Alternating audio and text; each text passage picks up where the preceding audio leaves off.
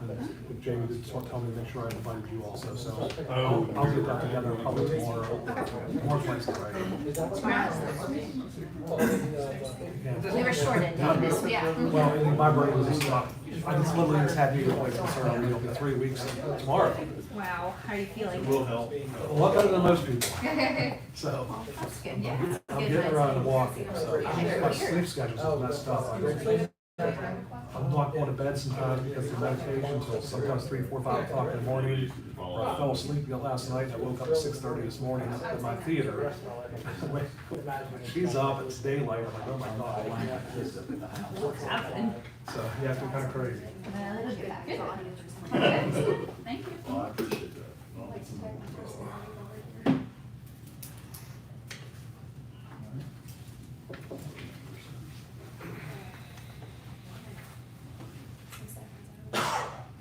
Is that where it's gonna be from over there?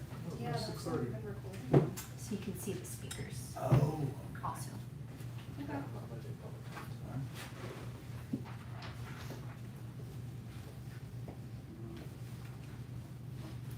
All right, the time is now 6:30 on May 28th. I'll call this meeting to order. Commissioners, I now make a motion to approve the meeting agenda for this evening. Can I get a second? I'll second that. All right, and now I have a motion and a second. I will call for a vote. Any discussion? All in favor of approving the meeting agenda, please say aye. Aye. Any opposed? Say nay. Motion carries 4-0. All right.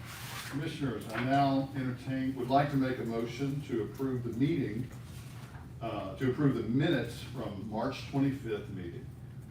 I have a motion. Do I have a second? I'll second. Second. All right. All in favor, say aye. Aye. Any opposed? All right, motion carries 4-0.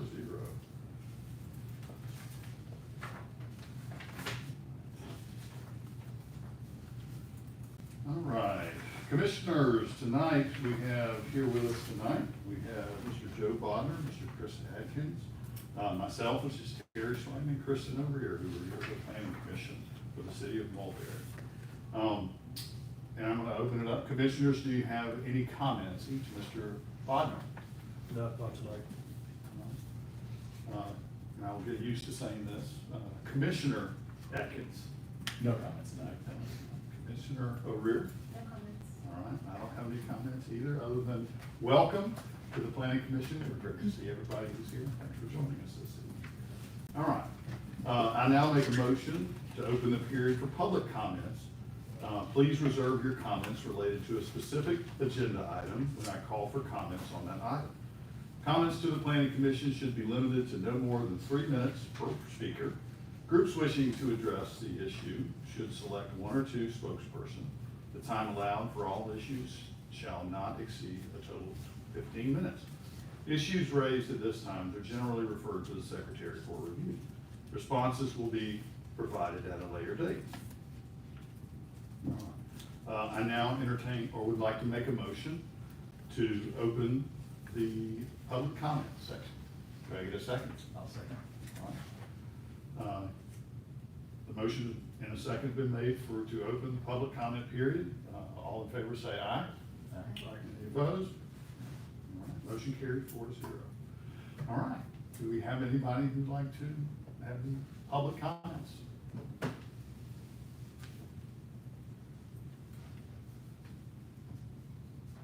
Anyone? I'll make a public comment. Hello, Mr. Mayor. My name is Michael Coker. I live in District 2, City of Mulberry. I just want to say thank you to you guys that have been working hard on these text amendments and reviewing them and looking at them, and just wanted to thank each of you. I know this is a thankless job. It's public service, and I know that on behalf of myself, but all the council, we appreciate what you're doing. So thank you very much for that. Thank you. Well, we appreciate the opportunity to serve. Yes. Any other speakers? All right. I now will make a motion to close the period for public comments. I have a motion. Do I have a second? Second. All right. Commissioner O'Rear. Now I have a motion and a second, and now come to a vote. If we have a vote to close the period for public comments, say aye. Aye. Any opposed? The motion carries 4-0. All right. Old business. Public meetings related to zoning decisions shall allocate a minimum of 10 minutes per side, providing equal time for those in favor and those in opposition to present their views. These time limits may be extended or modified by a majority vote of the planning commission if additional information is deemed necessary to reach a well-informed decision. If the time expires, for further comments are desired, individuals may submit written statements to the commissions for consideration. Please limit discussion amongst commissioners until a motion has been made and seconded. Planning commissioners will not respond to public comments or questions during the comment period. However, these topics may be addressed during their deliberation. Our first item of old business is as follows. TA 25-01, review of text amendment to the Unified Development Ordinance related to the architectural standards for single-family and multifamily residential uses.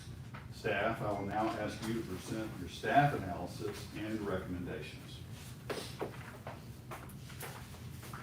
Good, I guess we're at evening now. So you first heard this at your March meeting and had a number of questions and comments. And since that time, we kind of deliberated internally, worked with some community members, developers, and made some additional adjustments and have enumerated those in the kind of chart that you've got in your agenda packet. So I'll quickly kind of go through those, and then if you have any more detailed questions, I'll be available for those. So there, the first line there, we actually already have in the code some architectural requirements, so we have now, from the first draft that you had, this is inserted into the existing text, so some of that's been adjusted and amended, so that's what you're seeing is kind of the combination of those. We worked on clarifying some of the garage offset language from the first version. And you'll also see in we've all got a column related to what the actual change was from the original version you had, kind of the source of that change, and then also just kind of a general notes and discussion about why those changes. Increase the minimum multifamily unit size. Window percentage was something that a couple of you had questions about. That is stated as a minimum percentage as opposed to a maximum percentage. So there is the ability to go beyond that. So we actually, while we didn't change anything, I just wanted to make sure that was clear.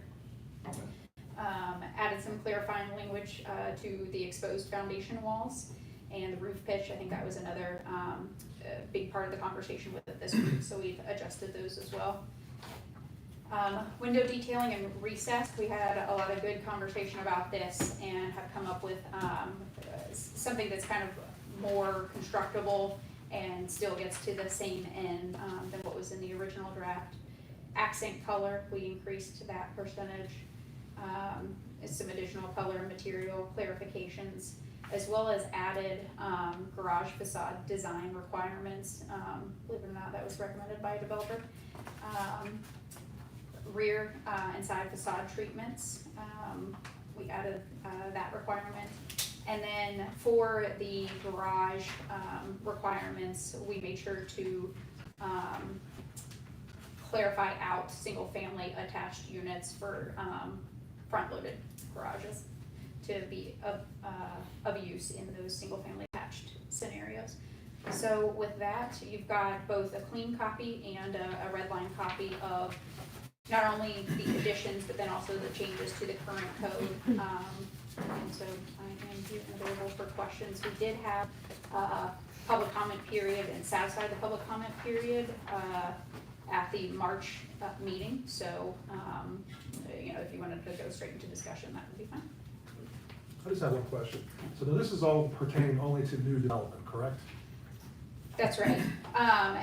There could be some form of applicability that kind of triggers, an entirely new addition, a new garage. Yeah, that's what I was yeah. wondering if it's, the same rules are gonna apply or, Yeah.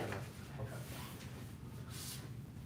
I've got some questions. Go ahead. So all of these requirements are mainly single family and multifamily. Mhm. Do they apply to all the zonings across, say like RA 200s and also like R100 or? Yep, so this is regulating the use across zoning districts. And the reason I bring that up is, you know, Commissioner Alexander's not here tonight, but he had mentioned one of his concerns with it is that the garage setback Mhm. is 25 feet. And so, you know, when I started kind of thinking about that and looking at it, say on an RA 200 zoning, you know, you're a 1.1 acre lot. Mhm. So 25 feet doesn't really make sense. You know, there really should be, because with 25 feet, you get one car in the driveway. And so it really seems like it makes sense to maybe expand that from 25 into like a 50 to where you at least get two cars, especially on a larger lot. And that's a minimum, so it really is for these kind of tighter lots that applies. I mean, I don't even know if, in some scenarios that might be, is it to the right of way line or is it to the, property line? It should, Or, I mean, the pavement to the property line? it's B1, so it says from the back of the sidewalk. Okay, so that's kind of, I get it's a minimum, but I think 25 feet is a good minimum. It seems like that's, you know, because then somebody could do 25 feet, and I think that's too close. And I think that was feedback that was provided in the original, and that was a question I had, because I didn't see it addressed in here either. yeah, that I think we had talked internally because it was a minimum and not something that they could certainly do much longer in those larger settings. This is for, again, to kind of encompass all of the different lot sizes, as a minimum from the smallest lot all the way to the largest, as setting a minimum as opposed to a maximum. Well, it wouldn't be a maximum, it would be setting a minimum to 50 feet. So there could be lots where that takes up over half of the lot. So can we say if it's possible, because, you know, again, I just think it's a bad idea if we're developing neighborhoods and you have a developer that comes in there, a lot of times these developers are gonna go to the minimums. And if you go into the minimum, then that means that you're gonna have one space, or you're gonna have one parking space per house for the whole neighborhood. Let us look into some alternatives based on context. It could be, if the concern is like on an RA 200, I mean, that's just not. Specifically, it's an RE 200, I would be concerned. That's not how those lots are going to be developed. I don't even know if that would meet the setback. The garage being that close, I think probably doesn't even meet setback requirements at that point. So that's why it's less of a concern in a less intense district like that. But we can look at setting kind of more of a spectrum of a standard. See, to add to Commissioner Atkins' comments, in my line of work before I retired in January, I mean, I did a lot of work in the cities, so basically, I was a contractor per se, and he is right, there's a lot of places, even in the city, newer homes or townhomes, where you pull into a driveway and there's literally only room for one car. And to me, it was just always an annoying factor, also, you kind of park on the street, or just makes it just feel very cramped. So I just, I'm gonna say I agree with him on this also. There may be instances where, like you said, their lot size won't permit it, but I think if it is permissible, it needs to be, minimum 50 feet. Unless it's not, if the lot is too small, then you can give it a 25. And that 25-foot minimum is from the side of the sidewalk that is closest to The back is so that it's, Okay, so yeah. that's not blocking the sidewalk is Right, the purpose of that. Yeah, the 25 at least allows for Mhm. most vehicles. And I'll also add that we appreciate, I know that I had a whole lot of comments, and I think a lot of others did, from the last time, and so you guys have made a lot of changes in there, and it was well noted, and appreciate it. But in future, we can make specific types of Absolutely. things too. Absolutely. Okay, so those specific things like RA 200 and RA 100, those types of things. Yeah, and Adjustments to the state lots. exactly, Okay. yeah, and in your recommendation, because we don't have anything, sometimes there'll be something far better formulated at this point. You can give a recommendation, provided some adjustments are made, something along those lines, related to making more of a spectrum for those larger lots. Okay. Any other questions? No, I'm good. All right, public comment period, as mentioned, was held on March 25th, 2025. I now will make a motion and need a second on the matter to allow for discussion by the commission. Commission, let's make, can you make your motion? I make a motion. Let's see here. Show me a little grace for a second. Grace. I make a motion, and I'm just second, for the matter to allow for discussion by the commission. Commissioners, please make your, I make a motion in the form of a recommendation to the mayor and city council. I make a motion for the architectural design standards as recommended to the city council. With, What else would they say? with adjustments to the depth of the driveway. With adjustments to the depth of the driveway. Do we get a second? I second. All right. All those in favor of opening up for discussion, please say aye. Aye. Any opposed? Sorry. All right. Okay. Now we can discuss it. Any discussion I think that was all I had. amongst us? Yeah, I think we got it covered. Driveways are probably good. No? I think everything else was answered just fine, so. Yeah, the only other thing that I would just add is, I would like to second what Chris said around, just the revisions that were made. Because I do think it was a lot of work, and I particularly appreciated that we condensed some of this, so fewer sections and combined some things where it made sense. So I think this makes it a lot easier to read for residents. All right, if there's no additional questions or discussions, I now call this item for a vote. All those in favor of the text amendment to Unified Development Ordinance, architectural standards for single-family and multifamily residential uses with the amended driveway, please say aye. Aye. Any opposed? No. Motion carries 4-0. All right, new business. We do not have any new business items on the agenda. All prior items related to the city-initiated rezonings have been withdrawn. It is now 6:47. This concludes our business for this meeting. I'll now make a motion to adjourn the meeting. Can I get, yes? Sorry, two quick comments, if I may. Number one, just a note on June. We don't currently have, with the moratorium, there's not an ability for applicant-initiated applications, so it would just be a text amendment that you might hear, or in May, right? That you might hear in June. So we'll give you indication of whether or not that meeting is going to be canceled by like June 16th. That's about our advertising deadline for the July City Council, so we'll be in touch about that. And then I just wanted to introduce our new staff member, Alan Guerra. He's a senior planner, so he'll be here working with people as well. Yeah. All right, well, that concludes our business for this meeting. I now make a motion to adjourn the meeting. Do I have a second? Second. All right. Commissioner O'Reilly's a second. All those in favor of adjourning our meeting, please say aye. Aye. Any opposed? Not opposed.